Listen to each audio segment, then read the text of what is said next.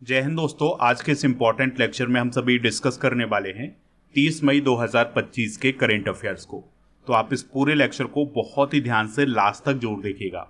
अगर आप किसी भी एग्ज़ाम की तैयारी कर रहे हैं, चाहे वो आरआरबी एनटीपीसी की तैयारी हो, एसएससी, रेलवे, बैंकिंग, यूपीएससी या फिर किसी भी स्टेट के एग्ज़ाम की तैयारी कर रहे हो, तो उसके लिए ये लेक्चर काफ़ी इम्पॉर्टेंट है, काफ़ी यूज़फुल होने वाला है। तो आप इसे लास्ट तक जरूर देखिएगा।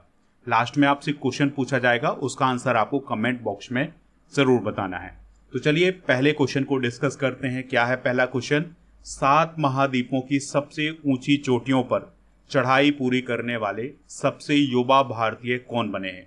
तो उनका नाम है पदकांति विश्वनाथ कार्तिकेय। तो हैदराबाद के रहने वाले हैं पदकांति विश्वनाथ कार्तिकेय, जिनकी उम्र है 16 साल।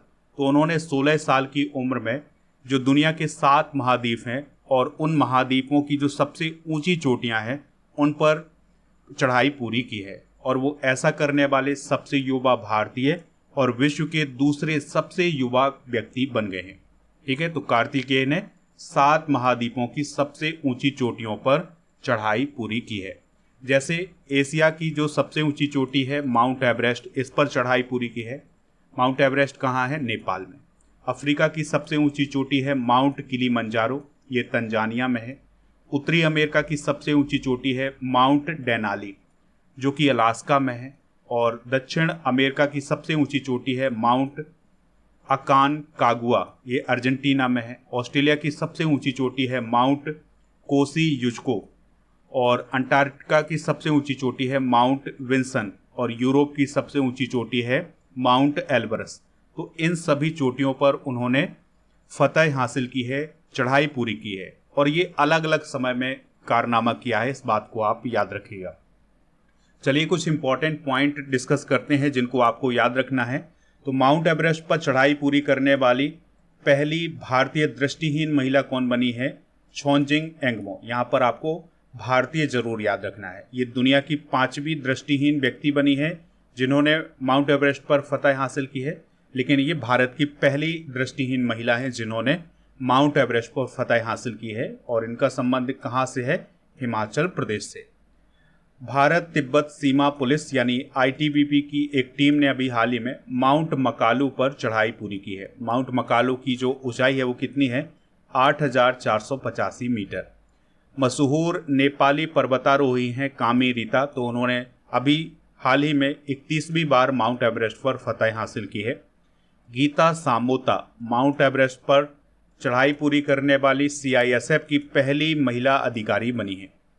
आपको याद रखना है कि राष्ट्रीय पर्वतारोहण दिवस हर साल 1 अगस्त को मनाया जाता है।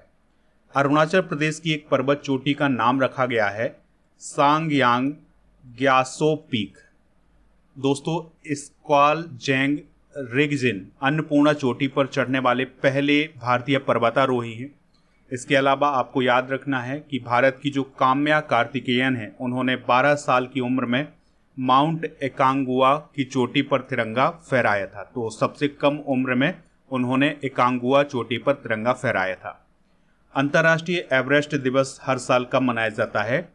29 मई को मनाया जाता है। तो ये सारे इंपॉर्टेंट फैक्ट आप नोट जरूर कर लें। अगला क्वेश्चन है, सुखदेव सिंह ढींढसा का निधन हो गया है, वह कौन थे? तो दोस्तों, वह पूर्व केंद्रीय मंत्री थे, यानी फॉर्मर यूनियन मिनिस्टर थे। तो उनका अभी हाल ही में निधन हो गया है। तो पूर्व केंद्रीय मंत्री सुखदेव सिंह ढींढसा का निधन हो गया है। उनका संबंध शिरोमणि अकाली दल से रहा है। तो उनकी पार्टी कौन थी? शिरोमणि अकाली दल। दोस्तों, उन्होंने अटल बिहारी वाजपेयी जी की सरकार में रसायन एवं उर्वरक मंत्री और खेल मंत्री के रूप में कार्य किया हुआ है। उनका संबंध पंजाब राज्य से रहा है। यहाँ पर बात हुई थी दोस्तों शिरोमणि अकाली दल की। तो भारत की जितनी भी पॉलिटिकल पार्टी हैं उनमें कांग्रेस के बाद सबसे पुरानी पार्टी जो मानी जाती है वो मानी जाती है शिरोमणि अकाली दल, जिसकी स्थापना 14 दिसंबर 1920 को हुई थी। ठीक है, और ये जो शिरोमणि अकाली दल है ये खासकर पंजाब में अपना प्रभुत्व रखता है। ठीक है, वहाँ पर जो प्रकाश सिंह बादल जी हैं वो इस पार्टी के चीफ मिनिस्टर भी रह चुके हैं। हाल ही में हुए कुछ प्रमुख निधन डिस्कस करते हैं। जैसे भारत के प्रसिद्ध खगोल वैज्ञानिक डॉक्टर जयंत नार्लिकर का निधन हुआ है। परमाणु वैज्ञानिक M.R. श्रीनिवासन का निधन हुआ है। ICAR के पूर्व प्रमुख डॉक्टर सुबन्ना अयप्पन का निधन हुआ है। अर्जेंटीना के फुटबॉलर लुइस गैल्बन का निधन हुआ है। प्रसिद्ध इतिहासकार MGS नारायणन का निधन हुआ है। इसरो के पूर्व प्रमुख कृष्णास्वामी कस्तूरी रंगन का निधन हुआ है। ईसाइयों के धर्म गुरु पोप फ्रांसिस का निधन हुआ है। कथक नृत्यांगना कुमुदनी लाखिया का निधन हुआ है। और भारत के प्रसिद्ध एक्टर मनोज कुमार जी का अभी हाल ही में निधन हुआ है। अगला क्वेश्चन है, भारत का पहला पेट फूड यूनिकॉर्न कौन बना है? आंसर हो जाएगा ड्रूल्स।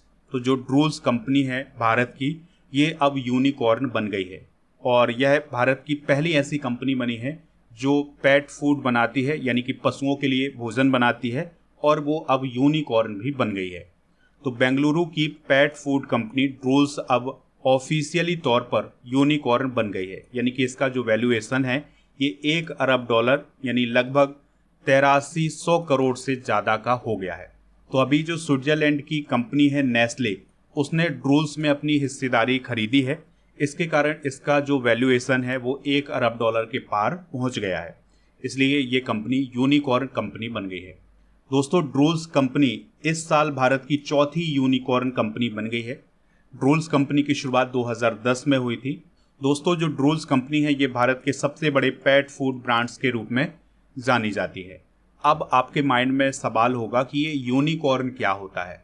तो जब किसी कंपनी का जो वैल्यूएशन है या उसका जो कुल मूल्य है ये $1 अरब से अधिक का हो जाता है तो उस कंपनी को यूनिकॉर्न का दर्जा दिया जाता है। ठीक है, तो जैसे अभी जो ड्रूल्स कंपनी है उसका जो वैल्यूएशन है ये $1 अरब या 8300 करोड़ से ज़्यादा का हो गया है, इसलिए इस कंपनी को यूनिकॉर्न कंपनी का दर्जा दिया गया है।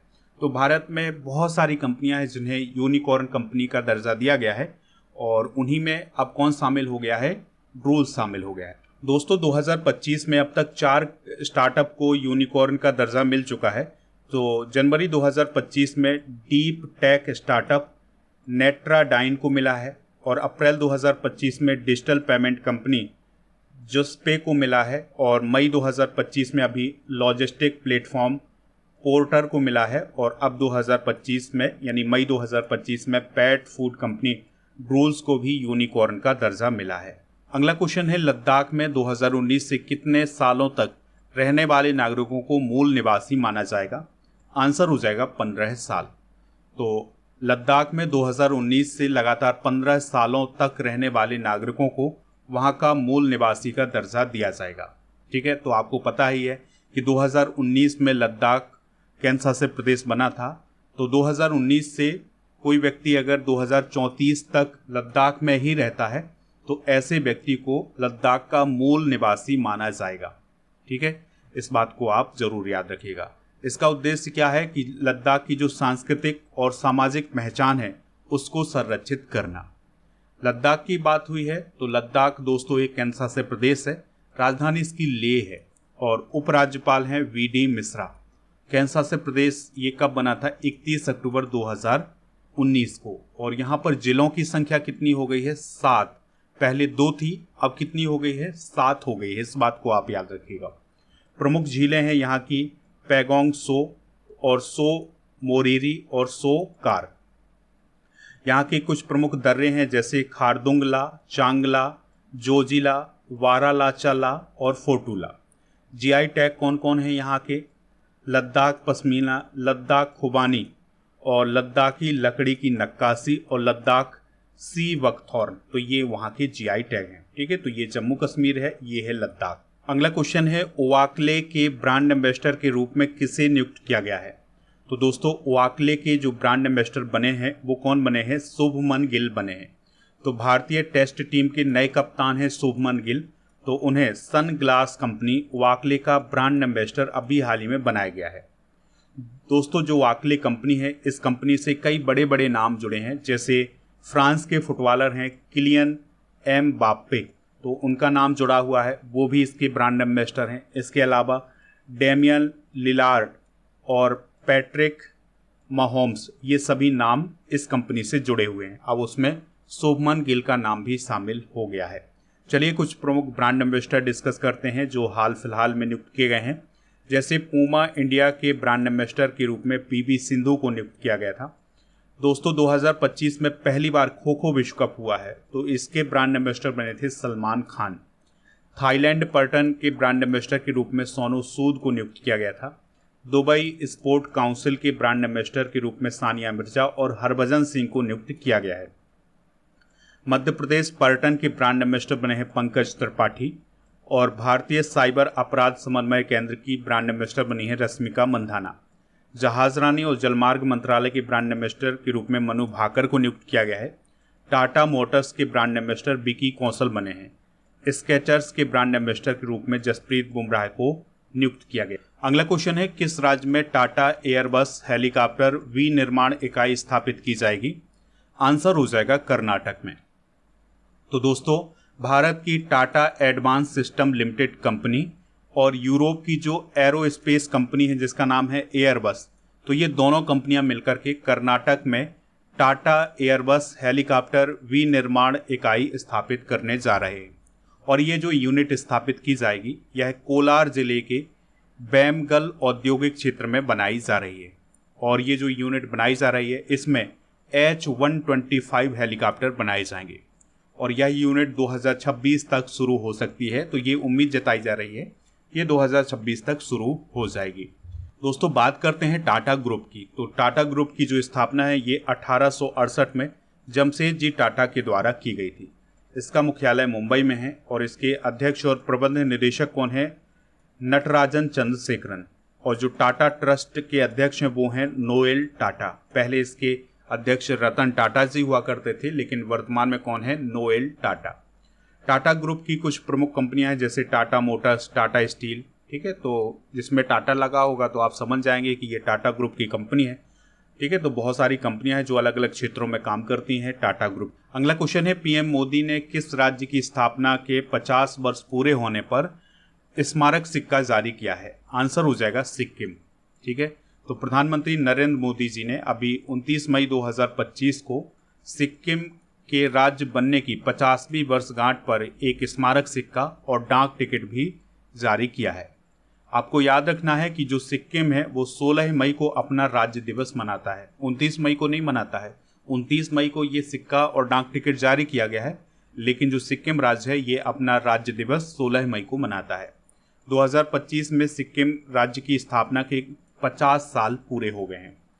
दोस्तों हुआ क्या था कि 16 मई 1975 को सिक्किम राजतंत्र से भारत का यह 22वां राज्य बना था। यानी कि 1975 में सिक्किम भारत का हिस्सा बना था। पहले ये राजतंत्र था, राजाओं का शासन था, लेकिन बाद में ये भारत का अभिन्न हिस्सा बना था। 1975 में सिक्किम के जो प्रधानमंत्री थे उन्होंने भारतीय संसद से सिक्किम को भारतीय राज्य के रूप में विकसित करने की अपील की थी। यानी कि उन्होंने कहा था कि जो सिक्किम है उसको भारत में मिलाया जाए। दोस्तों सिक्किम को सबसे पहले 35वें संविधान संशोधन अधिनियम 1974 के तहत भारत का सहयुक्त राज्य बनाया गया था। फिर इसके बाद 36वां संविधान संशोधन 1975 में हुआ था, जिसके तहत सिक्किम को भारत का हिस्सा बनाया गया था और उसका भारत में विलय किया गया था। सिक्किम की बात करें तो यहाँ पर आप सिक्किम की लोकेशन देख सकते हैं। इसकी जो कैपिटल है वो है गंगटोक। वर्तमान में यहाँ के जो मुख्यमंत्री हैं वो हैं प्रेम सिंह तमांग और ओम प्रकाश माथुर यहाँ के वर्तमान में गवर्नर हैं। नामग्याल राजवंश ने 17वीं शताब्दी में आधुनिक सिक्किम राज्य की स्थापना की थी। दोस्तों सिक्किम भारतीय राज्यों में सबसे कम आबादी वाले राज्यों में शामिल है और यह दूसरा सबसे छोटा राज्य भी है भारत का।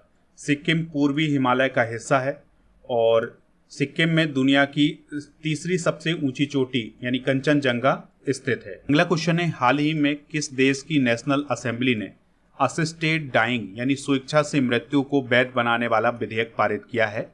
आंसर हो जाएगा फ्रांस, ठीक है। तो फ्रांस की नेशनल असेंबली ने असिस्टेड डाइंग यानी स्वेच्छा से मृत्यु को वैध बनाने वाला विधेयक अभी हाल ही में पारित किया है।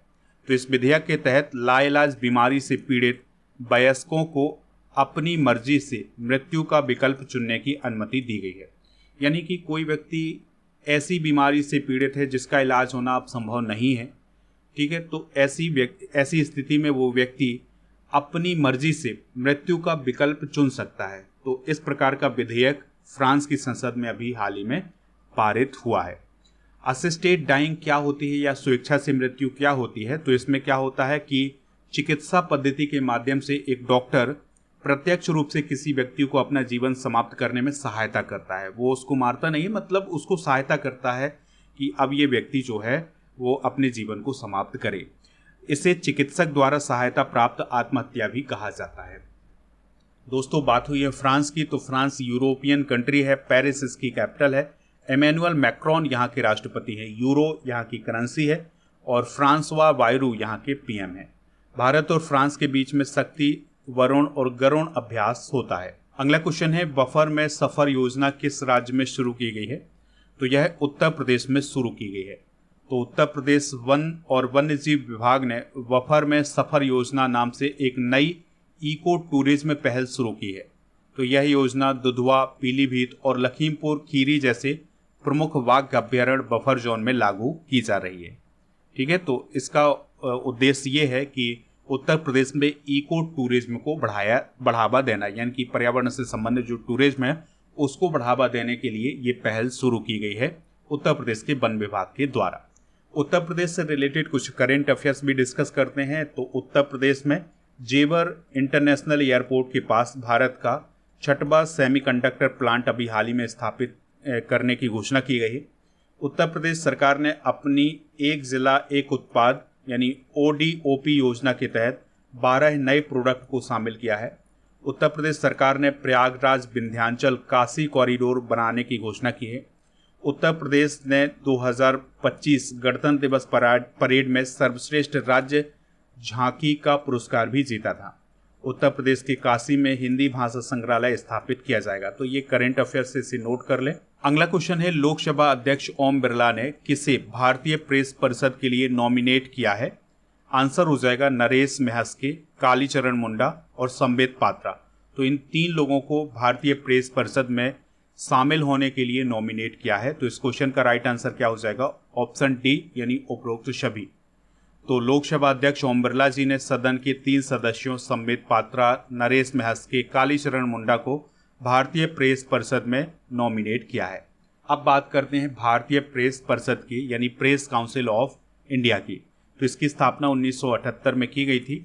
इसका उद्देश्य ये है कि जो भारत में प्रेस की स्वतंत्रता है उसको सुरक्षित रखना और समाचार पत्रों और समाचार एजेंसियों के जो मानक हैं उनको बनाए रखना कि ये उनका जो स्टैंडर्ड है वो ज़्यादा गिर ना पाए। वैसे भी आप सभी लोग जानते हैं कि किस स्तर पर है भारत की मीडिया। और सदस्य की बात करें तो इसमें कुल 28 सदस्य होते हैं। कार्यकाल अध्यक्ष और सदस्यों का कार्यकाल 3 साल का होता है। इस बात दोस्तों, अभी जो वर्ल्ड प्रेस फ्रीडम इंडेक्स 2025 जारी किया गया था उसमें भारत की रैंक क्या है? 151। ठीक है, इसको आप याद रखिए। चलिए कुछ महत्वपूर्ण नियुक्तियां डिस्कस करते हैं। तो अशोक सिंह ठाकुर इनटेक के अध्यक्ष बने हैं और क्रिस्टी कोवेंट्री अंतर्राष्ट्रीय ओलंपिक समिति के अध्यक्ष बनाए गए हैं। मार्क कार्नी कनाडा के पीएम बने हैं। विद्या बालन फेडरल बैंक की पहली ब्रांड एम्बेसडर बनी है। अजीत रत्नाकर जोशी आरबीआई के कार्यकारी निदेशक बने हैं। क्रिश्चियन स्टॉकर ऑस्ट्रिया के चांसलर। तुलसी गब्बार्ड अमेरिकी खुफिया प्रमुख बनी है और राकेश शर्मा आईडीबीआई बैंक के एमडी और सीईओ बनाए गए हैं। दोस्तों, आप स्टडी करके ऐप को इंस्टॉल कर लें। इसका लिंक डिस्क्रिप्शन बॉक्स में दिया गया है। यहाँ पर आपको paid course, e book, test series, daily current affairs की पीडीएफ, क्लास नोट और कोर्स एंड पीडीएफ वाला ऑप्शन मिल जाएगा। तो जो कोर्स एंड पीडीएफ वाला ऑप्शन है, यहाँ पर आपको राजा गुप्ता सर का जो अर्जुन जीएस फाउंडेशन बैच है ये मिल जाएगा। तो इस बैच को ज्वाइन कर सकते हैं। इसके लिए कूपन कोड यूज करना है अर्जुन 500। इस कोर्स की वैलिडिटी है 2 साल की। अगर आपको इस कोर्स को लेने में कोई दिक्कत परेशानी आती है तो आप इस नंबर पर भी संपर्क कर सकते हैं। इसके अलावा जो ऐप पर GK GS foundation complete online batch है इसको भी ज्वाइन कर सकते हैं। चलिए अब हम कल के करंट अफेयर्स को रिवाइज करते हैं। तो 5वीं पीढ़ी के फाइटर एयरक्राफ्ट बनाने के लिए कौन सा प्रोजेक्ट शुरू किया गया है? तो AMCA प्रोजेक्ट शुरू किया गया है। इंडिगो के चेयरमैन के रूप में किसे नियुक्त किया गया है? विक्रम सिंह मेहता को। हाल ही में किस संस्थान ने स्कूलों में शुगर बोर्ड बनाने का निर्देश दिया है? CBSE। हाल ही में चर्चा में रहा ई-हंसा क्या है? तो इलेक्ट्रिक ट्रेनर विमान है। किस पूर्व क्रिकेटर को कर्नाटक वन विभाग का एम्बेसडर बनाया गया है? अनिल कुंबले। और अमेरिकन म्यूजिक अवार्ड प्राप्त करने वाली भारतीय मूल की पहली संगीतकार कौन बनी है? राजा कुमारी। फार्मूला 1 रेस जीतने वाले पहले भारतीय ड्राइवर कौन बने हैं? कुश मैनी। रेल नेटवर्क से जुड़ने वाली पूर्वोत्तर राज्य की चौथी राज्य राजधानी कौन बनी है? आइसोल। उत्तराखंड के निम्न में से किन स्थानों में आदि शंकराचार्य की प्रतिमा स्थापित की जाएगी? केदारनाथ, बद्रीनाथ, उत्तरमान। निम्न में से किसे डैग हैमरसॉल्ड मेडल से सम्मानित किया जाएगा? तो अमिताभ झा और संजय सिंह को। दोस्तों, आज के जनरल नॉलेज के पिटारे में रेल इंजन निर्माण केंद्र डिस्कस करेंगे, जैसे चितरंजन लोकोमोटिव वर्क्स जो कि चितरंजन में है, यहाँ पर विद्युत इंजन का निर्माण किया जाता है। डीजल लोकोमोटिव वर्क्स जो कि वाराणसी में है, यहाँ पर डीजल इंजन का निर्माण किया जाता है। डीजल कंपोनेंट वर्क्स पटियाला, यहाँ पर डीजल इंजन के कल पुर्जे बनाए जाते हैं। Tata engineering and locomotive company limited जो कि चितरंजन में है, यहाँ पर डीजल इंजन का निर्माण किया जाता है। और डीजल लोकोमोटिव कंपनी जमशेदपुर, यहाँ पर भी डीजल इंजन का निर्माण किया जाता है। वेल की बात करें यानी भारत हैवी इलेक्ट्रिकल लिमिटेड जो कि भोपाल में, यहाँ पर विद्युत इंजन का निर्माण किया। दोस्तों, कल के करंट अफेयर्स में आपसे पूछा गया था कि भारत ने राफेल फाइटर जेट किस देश से खरीदे हैं, तो ये फ्रांस से खरीदे हैं। तो लगभग सभी लोगों ने इसका आंसर फ्रांस बताया हुआ है। अब आपके लिए क्वेश्चन है, लद्दाख केंद्र शासित प्रदेश कब बना था? तो जो भी इसका राइट आंसर हो कमेंट बॉक्स में आप हमें ज़रूर बताएं। स्टडी करके ऐप को इंस्टॉल कर लें, इसका लिंक डिस्क्रिप्शन बॉक्स में दिया गया है। तो यहाँ पर ई बुक वाले सेक्शन पर मंथली करंट अफेयर्स की ई बुक मिल जाएगी, हिंदी इंग्लिश दोनों मीडियम में। इसके अलावा ये ई बुक भी आपको ऐप पर मिल जाएंगी। 2025 की मंथली करंट अफेयर्स की ई बुक का पैकेज मिल जाएगा 199 रुपये में। उसके लिए कूपन कोड यूज करना है पैकेज 100। 2024 की ई बुक भी आपको इसी कूपन कोड के साथ मिल जाएगी। आप हमारे टेलीग्राम चैनल को ज्वाइन कर लें जिसका नाम है स्टडी कर ऑफिशियल, और ऐप पर ई बुक वाले सेक्शन पर आपको ये सभी ई बुक मिल जाएंगी, ठीक है, जो कि जीके जीएस की ई बुक हैं, तो इनको भी प्राप्त कर सकते हैं। ऐप पर 1000 स्टैटिक जीके की पीडीएफ और 1000 टॉपिक वाइज करंट अफेयर्स की पीडीएफ भी मिल जाएगी, और इनको प्राप्त कर सकते हैं। इसके अलावा व्हाट्सएप चैनल और इंस्टाग्राम पेज को फॉलो कर लें, और ऐप पर जाकर के आप टेस्ट पास वाले ऑप्शन पर डेली करंट अफेयर्स का टेस्ट दे सकते हैं, और इसी ऑप्शन पर आपको 1 साल की वैलिडिटी के साथ 4000 से अधिक टेस्ट मिलेंगे, तो उनको भी प्राप्त कर सकते हैं।